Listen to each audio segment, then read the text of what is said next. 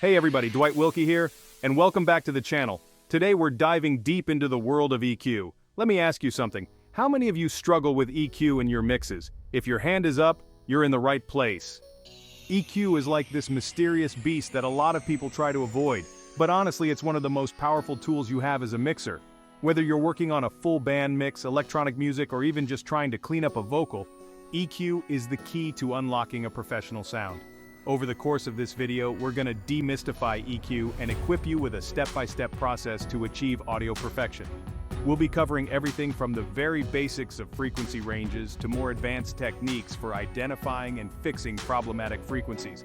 I'm talking surgical precision here. By the end of this video, you'll have a solid understanding of how to use EQ not just as a corrective tool, but also as a creative one. So grab your headphones, get ready to train those ears, and let's unlock the power of EQ together. Alright, so before we can even begin to talk about EQ, we need to understand what it is we're actually manipulating. What we hear as sound is actually a whole bunch of different frequencies all playing together at the same time. These frequencies range from super low, rumbling bass frequencies that you can practically feel in your chest all the way up to super high, airy frequencies that are almost too high to hear. Now, a typical EQ plugin is going to give you control over this entire frequency spectrum, allowing you to boost certain frequencies to make them louder or cut certain frequencies to make them quieter. You can think of an EQ like a graphic equalizer you might see on a stereo, except with way more control. We're talking about fine-tuning specific frequencies to get the sound exactly how you want it. The frequency spectrum is generally divided up into a few key ranges, and each range has a specific impact on the overall sound. For example, the low frequencies, typically below 100 Hz, are where you're going to find the bass guitar, the kick drum, and the low end of a piano. These frequencies add weight and power to your mix. Moving up, we have the low mids, somewhere between 100 and 500 Hz. And this range is super important, because too much energy in this area can make your mix sound muddy and undefined. This is where a lot of instruments have their fundamental frequencies, so it's a balancing act to get it right. The mid-range, roughly 500 Hz to 2000 Hz, is where the human ear is most sensitive. This is where you'll find the core of most instruments and vocals, so it's crucial to get this range right for clarity and presence. Then we have the high mids from 2000 Hz to 7000 Hz, and this range adds presence and clarity to your mix. Too much boost here can make things sound harsh, but too little can make them sound dull. Finally, we have the high frequencies, 7000 Hz and up, and this is where you'll find the sparkle and air in your mix. Cymbals, hi-hats, and the overtones of many instruments live up here. Now that we have a good understanding of the frequency spectrum, let's talk about two of the most essential EQ tools at your disposal: high-pass filters and low-pass filters. These are sometimes called high-cut and low-cut filters, but they all do the same thing. These filters are your sonic scalpels, allowing you to make precise cuts to the frequency spectrum with pinpoint accuracy. A high-pass filter, in its simplest form, allows frequencies above a certain point to pass through while attenuating everything below it. Think of it like a gate that only lets the high frequencies through. This is incredibly useful for cleaning up the low end of tracks that don't need a lot of bass, like guitars, vocals, and cymbals. By rolling off some of the unnecessary low-end rumble, you create space in your mix for the instruments that actually need it. On the other hand, we have the low-pass filter, which does the exact opposite. It allows frequencies below a certain point to pass through while rolling off everything above it. Imagine a gate that only lets the low frequencies through. This is super helpful for taming harshness in high-end heavy instruments like cymbals, hi-hats, and even some synths. By gently rolling off some of the extreme high frequencies, you can create a smoother, more balanced sound. The key with both high-pass and low-pass filters is to use them subtly. You don't want to completely chop off huge sections of the frequency spectrum unless you're going for a specific effect. Start by setting the cutoff frequency and slowly sweep it up or down until you hear the muddiness or harshness disappear. Your ears will tell you when it's right. It's important to note that high-pass and low-pass filters come in different shapes and slopes, which determine how steeply they attenuate the frequencies. A steeper slope will result in a more drastic cut, while a gentler slope will be more subtle. Experiment with different filter types to see what sounds best for your particular mix. Remember, EQ is all about finding the right balance.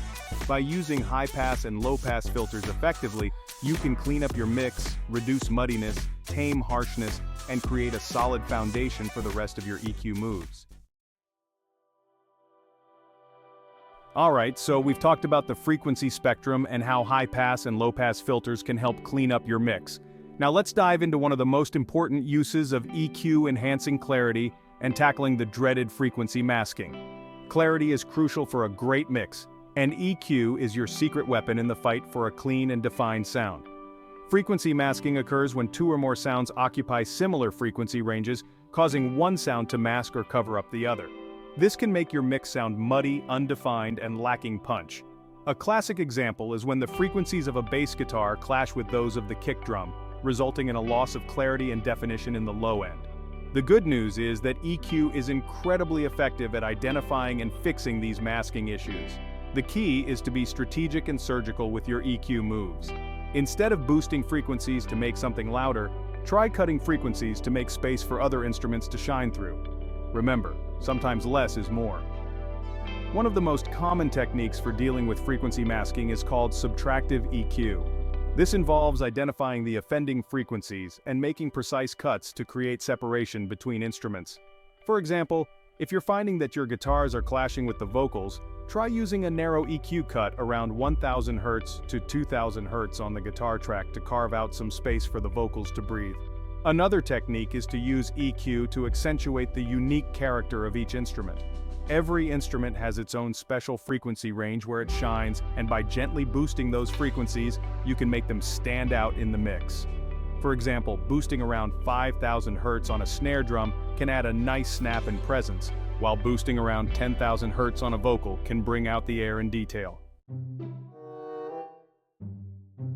Alright, so far we've covered a lot of ground, but now it's time to put on our detective hats and learn how to identify those problematic frequencies that are muddying up your mix. This is where critical listening comes into play, and it's a skill that takes time and practice to develop. But trust me, once you start hearing these frequencies, you can't unhear them.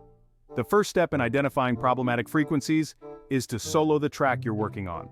This will allow you to focus on that specific instrument and hear what's going on in its frequency spectrum. Now here's a little trick. Grab a fully parametric EQ plugin. I'm talking about one with adjustable frequency, gain, and Q, and boost the gain of a narrow band. Then slowly sweep that band across the frequency spectrum while listening carefully to how the sound changes. As you sweep, pay attention to any frequencies that sound overly boomy, muddy, harsh, or resonant. These are likely the culprits causing masking or other sonic imbalances in your mix. Once you've identified a problematic frequency, take note of where it is on the EQ spectrum. You can even use the visual representation of the EQ curve to help you pinpoint the exact frequency. Don't be afraid to experiment and trust your ears. Sometimes a problematic frequency might not be immediately obvious, but as you become more familiar with the frequency spectrum and the characteristics of different instruments, you'll start to develop an intuition for what sounds right and what needs attention.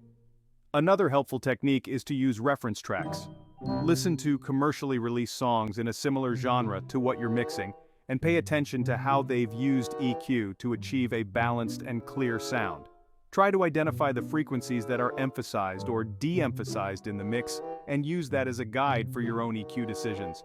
Remember, identifying problematic frequencies is an ongoing process. As you work on your mix, you'll likely discover new areas that need attention. Don't be afraid to revisit your EQ settings and make adjustments as needed. Now that we've identified some of those problematic frequencies, it's time to talk about how to fix them. And this is where I see a lot of people go wrong. They hear a problem frequency and they just start hacking away at it with drastic cuts. But here's the thing, EQ is best used subtly. Think of it more like sculpting than carving. When you're making EQ adjustments, start with small cuts or boosts, typically no more than 3 dB at a time. Listen carefully to how the change affects the overall sound and make further adjustments as needed. Remember, our ears are incredibly sensitive to changes in the frequency spectrum, so even small adjustments can make a big difference. One of the most common mistakes I see is people using excessively wide EQ boosts. While a wide boost can be useful for broad tonal shaping, it can also muddy up the mix if not used carefully. For surgical EQ work, like fixing problematic frequencies, it's generally best to use narrow cuts. This allows you to target the specific frequency range that's causing the issue without affecting the surrounding frequencies. Another important concept to keep in mind is the Q setting on your EQ. The Q setting determines the width of the EQ band. A high Q value results in a narrow band, while a low Q value results in a wider band. For precise EQ work, like fixing a resonant frequency, a high Q value is your best bet. For broader tonal shaping, a lower Q value might be more appropriate. The key is to experiment and find what works best for your ears and your mix. There are no hard and fast rules when it comes to EQ. What sounds good is good. But by understanding the concepts of subtlety, narrow cuts, and Q settings, you'll be well on your way to making informed EQ decisions that enhance your mixes. Now, as we go deeper into this EQ journey, it's important to talk about one of the most crucial aspects of mixing: critical listening. You see, having a great set of ears is just as important as having any fancy plugin or piece of gear. In fact, I'd argue it's even more important. Your ears are the ultimate judge of what sounds good, and training them to hear the nuances of EQ is essential for achieving a polished and professional mix. So, how do you go about training your ears? Well, it starts with focused listening.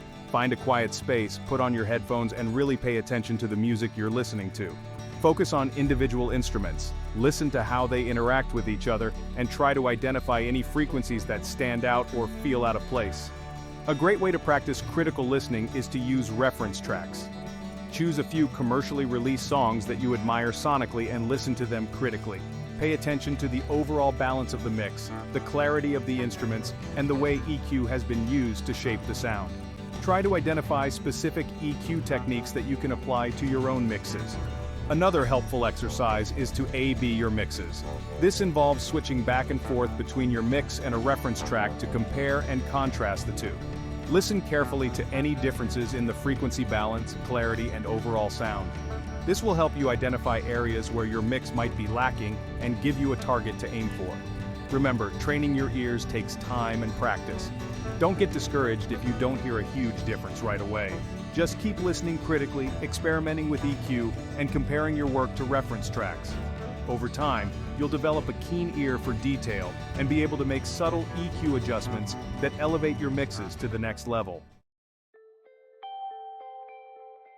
We've covered a lot of ground here, and by now you're probably starting to get a feel for how powerful EQ can be. But let's take a step back for a moment and look at the bigger picture. EQ isn't just about fixing problems or making things louder, it's about shaping the overall sound of your mix and creating a cohesive sonic landscape. Think of EQ as a sculptor's chisel. With each subtle cut and boost, you're shaping the sound, revealing its hidden details, and molding it into something truly special. A well-EQ'd mix will have a sense of balance, clarity, and depth that draws the listener in. One of the key ways EQ impacts sound quality is by creating space in the mix. By carefully carving out frequency ranges for each instrument, you allow them to breathe and occupy their own sonic space without stepping on each other's toes.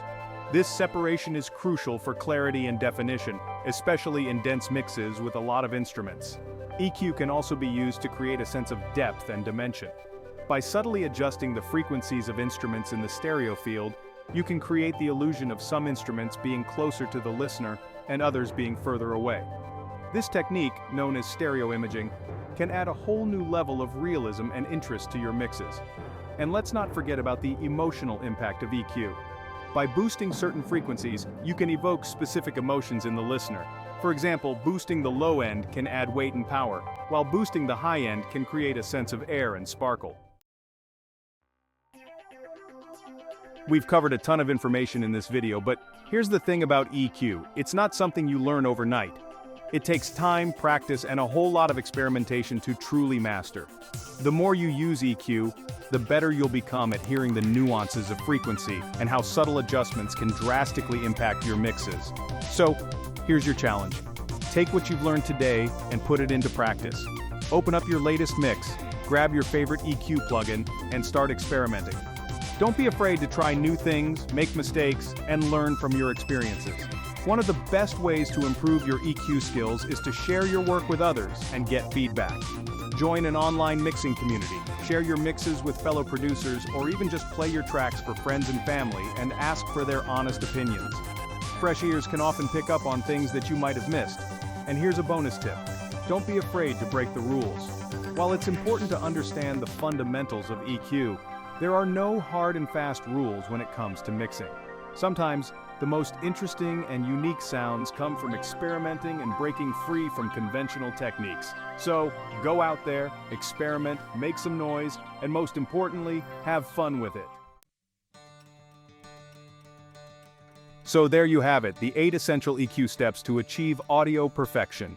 We covered a lot of ground today, from understanding frequency ranges and filters to identifying problematic frequencies and making subtle adjustments. Remember, EQ is a journey, not a destination. The more you practice, the better you'll become. Now I want to hear from you. What are your biggest EQ challenges? What techniques have you found helpful? Share your thoughts and experiences in the comments below. And hey, if you found this video valuable, hit that like button. Subscribe to the channel for more mixing tips and tricks, and don't forget to hit the bell icon so you don't miss out on future uploads. And be sure to check out the description for links to all the gear I used in this video, as well as some exclusive bonus content. Until next time, keep those mixes clean, keep those ears tuned, and most importantly, keep creating amazing music.